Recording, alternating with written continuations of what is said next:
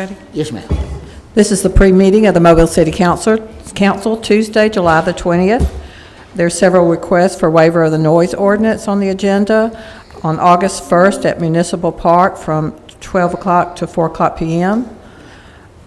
1805 Pallister Place West on August the 7th from 3 to 8 p.m. James Seal Park on August the 14th from 11 a.m. to 4 p.m. And that one is District 1. District 2. Which one, Mr.? James Sears Park. Oh, it's in 2, okay. On July the 31st on Yorkshire Lane from 4 to... That's District 5. Okay. area. And on January the 15th, 2022 in Cooper Riverside Park. Public hearings. Today's a public hearing to consider vacation of a 7.5-foot drainage and utility easement in Lamar Office Park Subdivision. Let me say a few words about this. Mr. Arledge has provided us with some information about it, and this matter, as Mr. Arledge indicated, this is in District 5, and this matter, as Mr. Arledge indicated, has been going on for some time, and the individual who originally sought the vacation had moved down this path that was the way you went before we changed the rules having to do vacations.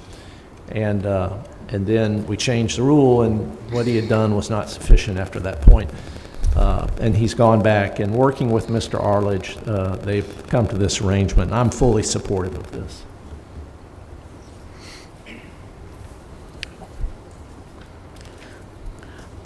Public hearing to consider the development of a playground in Walsh Park. That's in District 3. Hey, good morning, Mr. President.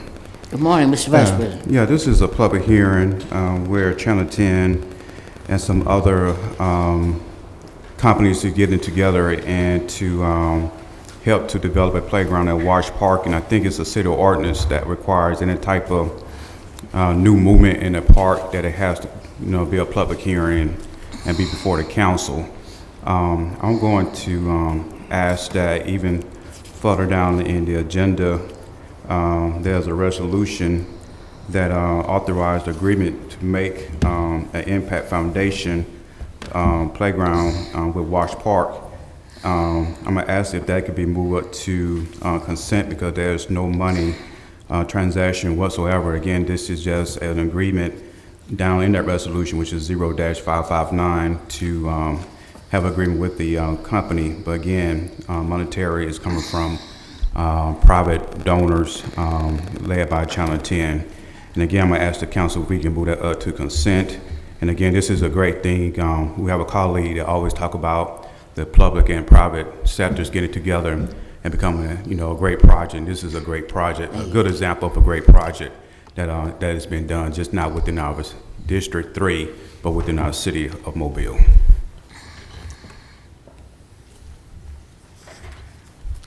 Presentation of petitions and other communications to the council.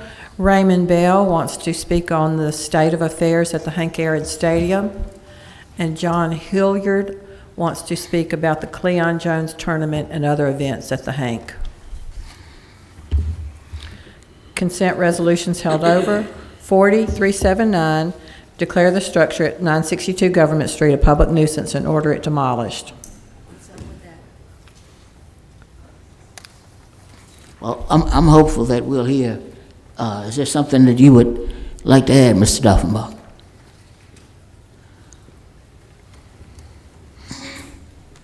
Good news? Yes, we do have good news. The last time we met, Microphone, please. the last time we met, you'll recall that the owner had applied for a certificate of appropriateness with the Historic Commission.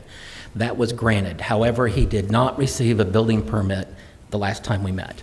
However, last Friday, a building permit has been issued for the beginning stages of the demolition of the commercial additions with the intent to renovate the residential structure. So yes, we have success. The property owner has stepped up, and we do have an active permit Municipal Enforcement would like to continue to monitor this project, but at this point, our policy would be to ask you to table it and let the building permit process play out. Thank you. Yes, sir. 4467, declare the structure at 2118 Barron Place a public nuisance and order it demolished. Mr. Smile, did you want to proceed with it? Okay. CIP resolutions held over. 21542, authorized contract with McElhaney Construction Company for 2019 CIP Group B drainage improvements. Resolutions held over. 08543, approved purchase order to Caraha Soft Technology Corporation for SAP Concur Travel Expense Management Software. 08544, approved purchase order to Petroleum Trader Corporation for fuel for various locations. And 21545, authorized contract amendment with Watkins AC Struck Design for Mardi Gras Park improvements. Ordinance is being introduced. 57028, ordinance granting a small cell wireless facilities license to Verizon. Can somebody speak on this one? What are they doing?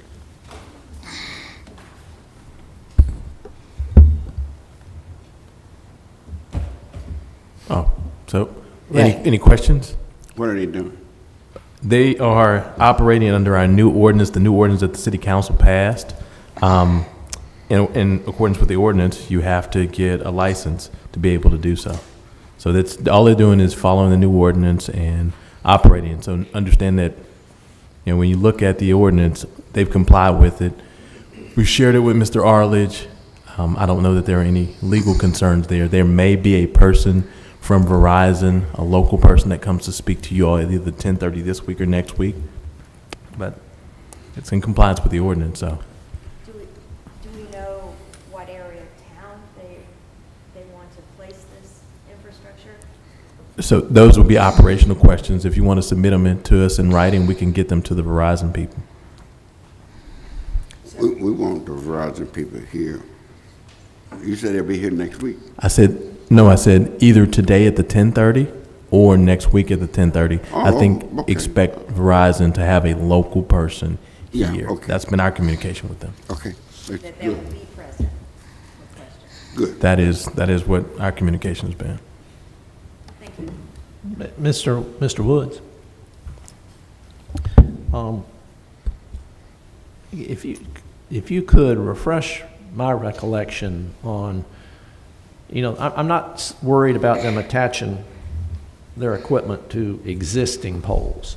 The issue comes down to if they want to put a new pole in somewhere.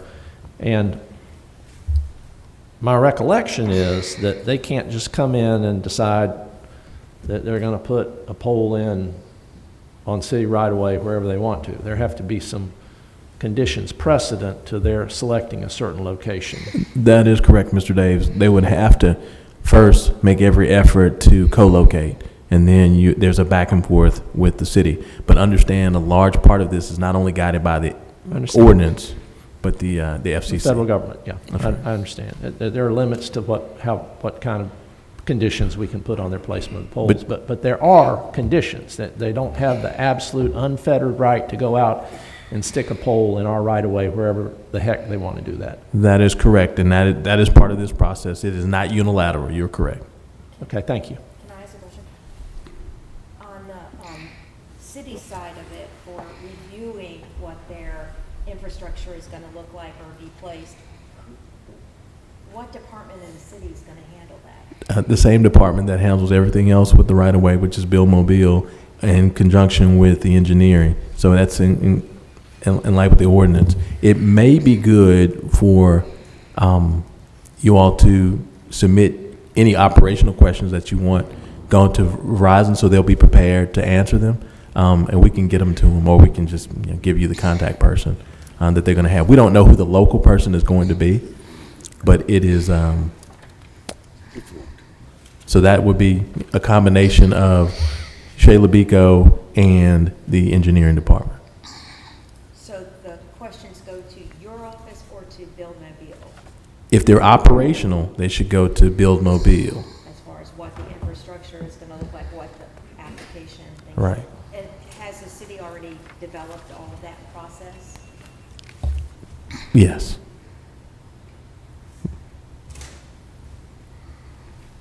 Thank you. Madam City, Assistant City Clerk. Ordinance 15029, ordinance to amend and restate Chapter 15 of the City Code regarding the Mobile Public Library Board. I'd like to ask Attorney Chris Arledge if you could go over kind of succinctly what this ordinance does and the aims and mission of it, please.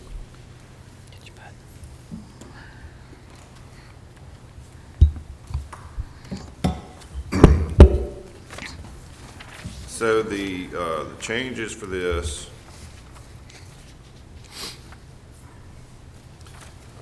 previously, the library board ordinance has been around in its, more or less its current form for decades, even prior to the 1960s ordinance revision. And previously, it was supposed to be that they would submit names, and then they would pick every year whether it was 5 or 7 members. The legislature passed a law in the early, late 90s, I believe, that said in Mobile, it's going to be, the number will be 7, which is the same number that's on the council. I think around the same time they did the same thing for If you could, get in your microphone. the Moss Board. So this is clarifying that it's going to be 7 members, and that the members would be picked by the council and nominated by the council. Previously, the library boards was supposed to be submitting members' names to you all, and I don't know if that's been going on or not. And then also, there's come up an issue that a question of whether members can be reappointed for more than 2 terms, and it's kind of a little bit of conflict about that. And this is making it clear that they can be reappointed for more than 2 terms if you want, the council wants that to occur, and that vacancies would be filled in the same manner. Basically, city councilor from his district picks whoever they want, or her, whoever she wants, makes the nomination, the council votes on it, and then bylaws of the library can't conflict with that appointing process.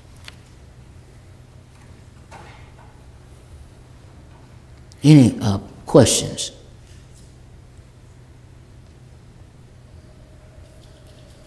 Madam Assistant City Clerk.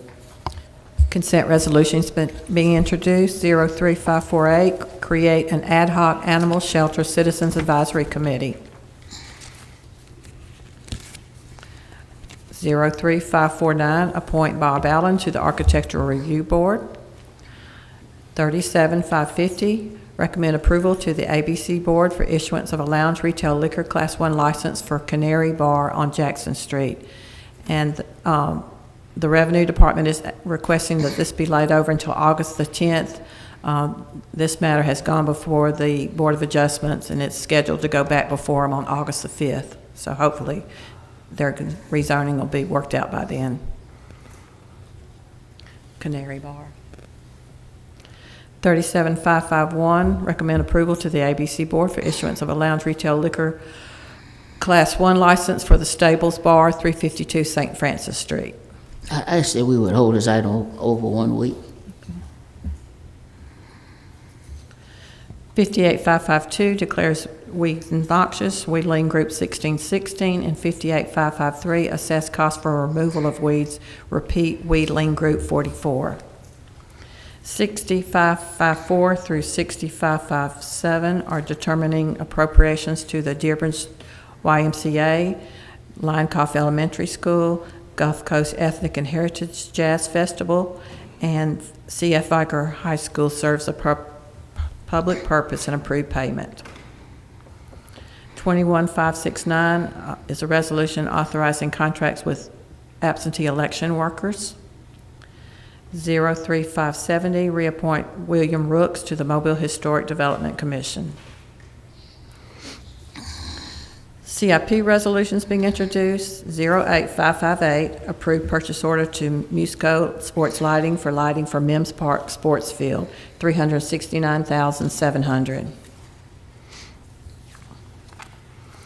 Resolutions being introduced. 01559 is authorizing an agreement with Make an Impact Foundation for the playground in Walsh Park. Mr. President, Mr. Vice President. yeah, this is the one that I'm asking the council if we can move this up to consent, and also, Assistant Clerk, if we can add me down as a sponsor also, that'd be great. Thank you. 08560, approved purchase order to CRFT Show LLC for film production services of PSAs for the Mobile Police Department, $26,331.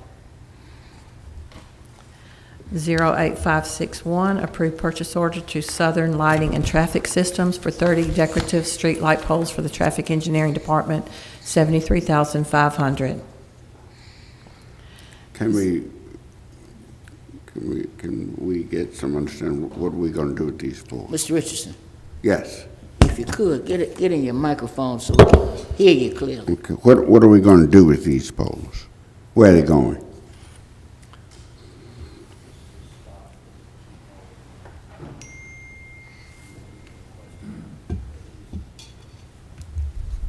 While she's coming down, CJ, why don't we just call that one out? Okay. Is that all right? Yeah, that's fine. 10 of the poles are for various replacements downtown. These are the downtown decorative poles. 20 are for our stock, where we resell the poles to some of the businesses that are rehabbing the front of the businesses downtown. We sell those poles to them when they're doing those jobs. And so we're restocking our stock.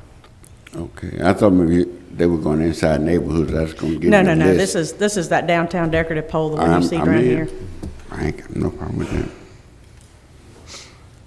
08562, approved bid awards for fuel for equipment services. 23563, accept permanent and temporary construction easements for the 12 Mile Creek Bank Stabilization Project. I wanna say. Is Jen in the audience today? There she is. Yes. Mr. President, I'd like to ask if Jen would come down and just give us an overview of what this is and what it means. Absolutely. Ms. Green?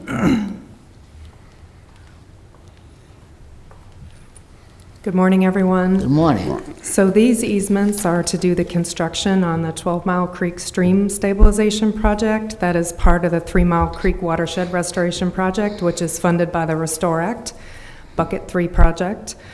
So we've been working on this project for a while. It includes both the Stream Stabilization Project and the Dredging Project, which the design is 2 down from this. So, any other questions?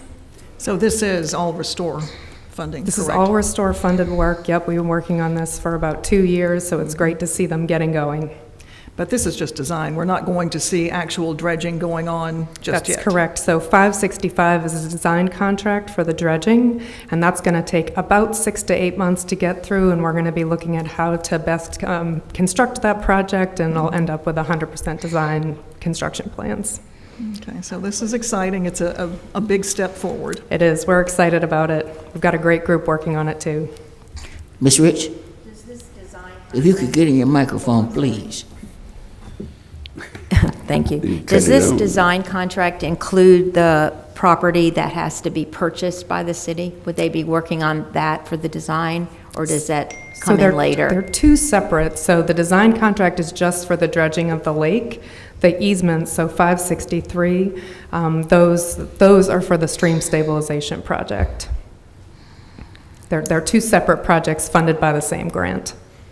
Okay, but does that, so 563 is to accept permanent and temporary construction easements. So that's not on the property that the city hasn't purchased yet, though? That's correct. There are 8 on here, so there's 6 permanent and then 2 temporary construction, and these are all the ones that are being donated to the city for the good of the project and, Great. and to help the creek. Okay. There may be another additional one that we spoke about Right. coming, but we're working on that right now. Okay, and so 565 does not involve anything on East Drive? No, ma'am, that is just the design contract for the actual dredging of the lake. And that's, okay, Yeah. okay, thank you. Any other questions? Thank you so much. Thanks, Jen. And thank you, Ms. Green, and to all other members of your department for working so hard. Thank you. 21564, authorized contract with Arena Fire Protection for fire alarm system upgrades at the History Museum of Mobile. 21565, authorized contract with Geosyntec for the 3 Mile Creek Watershed Restoration Project, Design and Engineering Services, Langen Park Dredging, $186,040. 21566, authorized performance contract with the Downtown Parks Conservancy to undertake the temporary removal, restoration, and replacement of the fountain in Bienville Square.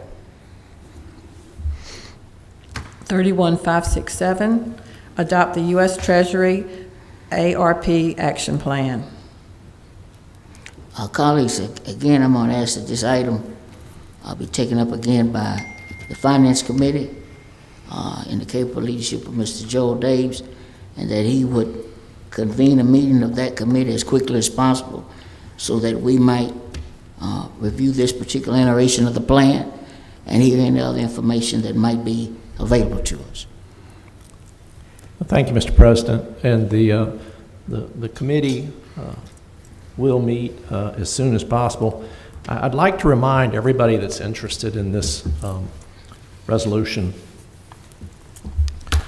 that we have certain deadlines that have to be met in order to ensure that that we've got half the money, but in order to ensure that we get the second half of the money and that we don't have to pay the half that we've already gotten back.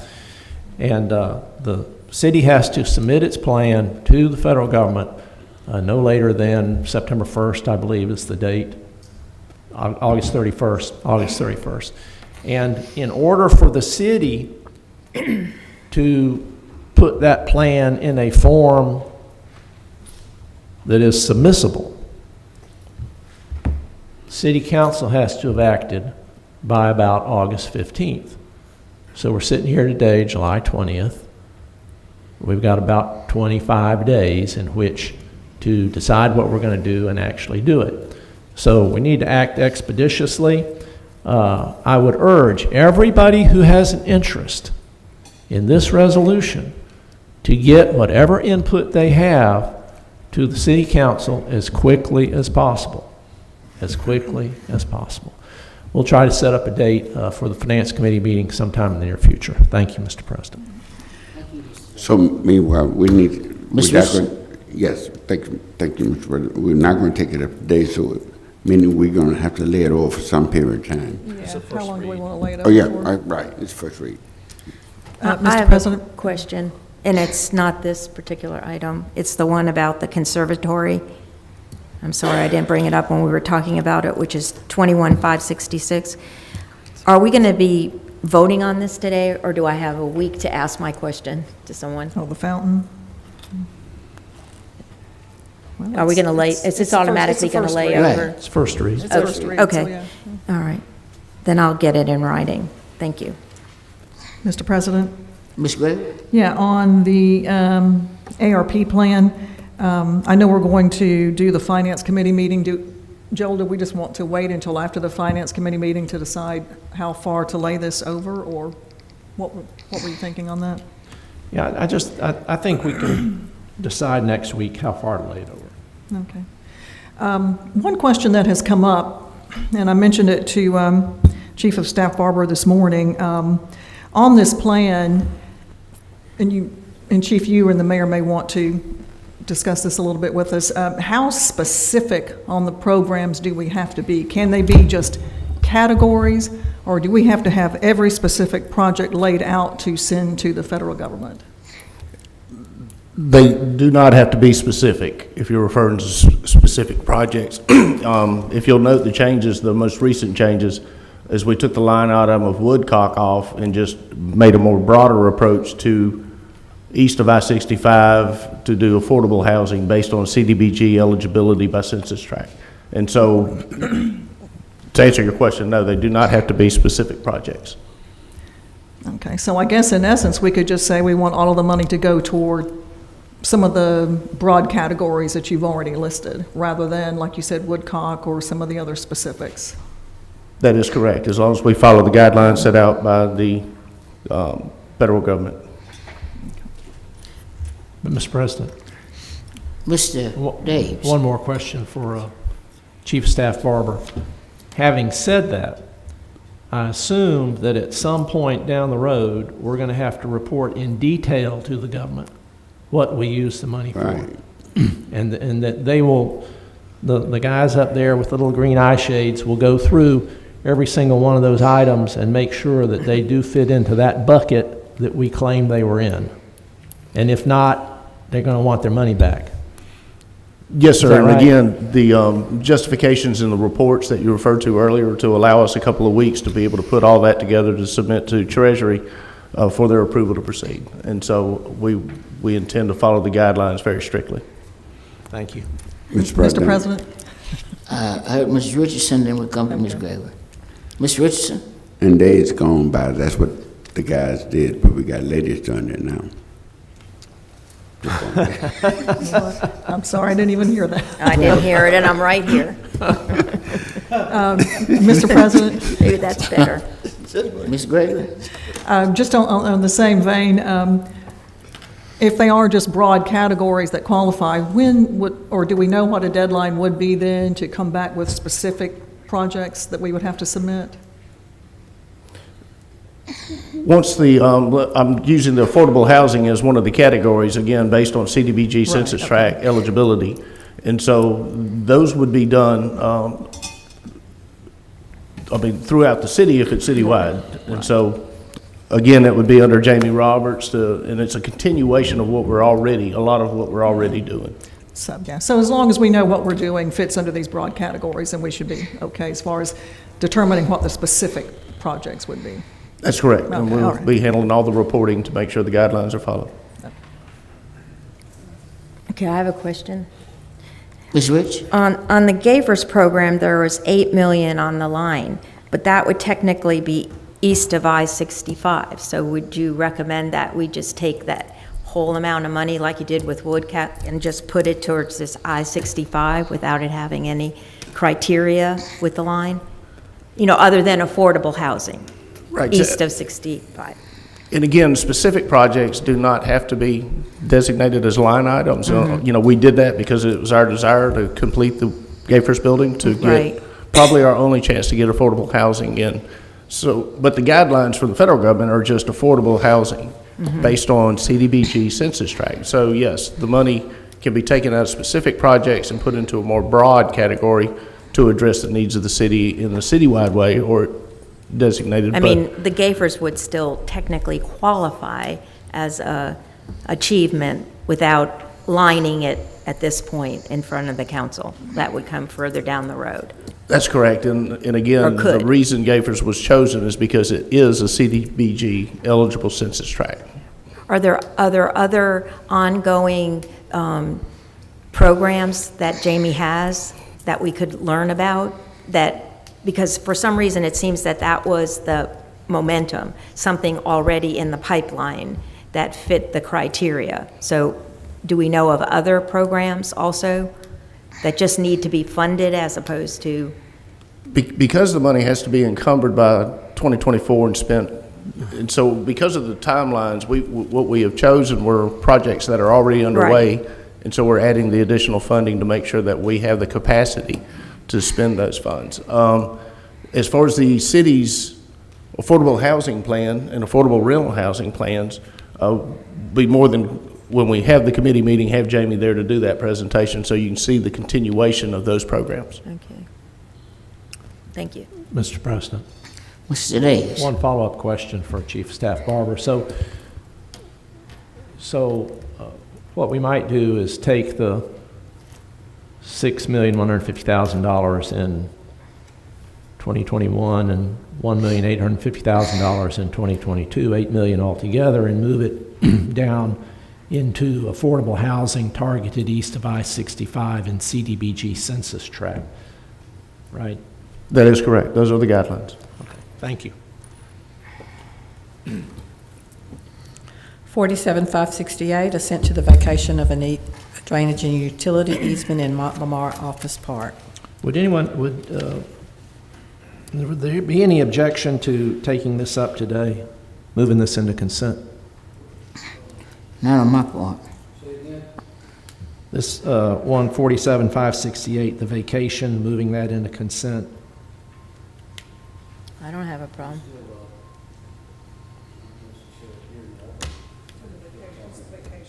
Well, It's the vacation of which I spoke very last earlier. item. Is there funding? Are they going to be having to pay for? No, it's less than 5,000. It is less than, oh, then, yeah. I don't have a problem. I don't have a problem with it. It's fine. Okay, thank you. Announcements? Any announcements from members of the council? Mr. Mayor? One. Mr. Arledge? There's a need for an executive session to discuss a competitive matter of trade or commerce. I've sent a declaration regarding this to y'all, I think on Friday. And I would recommend that there be a motion at this time to go into executive session up in the conference room up there between the meetings. It would be, I would imagine, less than 30 minutes. And we just need to have a motion and vote, a roll call vote for that. Mr. Arledge, could we not just stay here? Do we have to can go if, upstairs? got to clear everybody out and Right. We will. secure the room, but that could be fine too. That's fine. Yes, ma'am. Yes, ma'am. We need a motion in a second. Need a motion. Go ahead. I'll move it. Second. Probably moved to second. Any discussion? Yes, Mr. President. Mr. Vice President? I'm good. Yes, ma'am. Yes. Vice President Small? Yes. Councilmember Richardson? Yes. Councilmember Williams? Yes. Councilmember Daves? Yes. Councilmember Rich? Yes. Councilmember Gregory? Yes. All right, ladies and gentlemen, we're going to ask, unless you're pertinent to this executive session, that you would excuse yourselves, but you're certainly welcome to come back at 10:30. And we need to make certain that there is no audio or video. All right.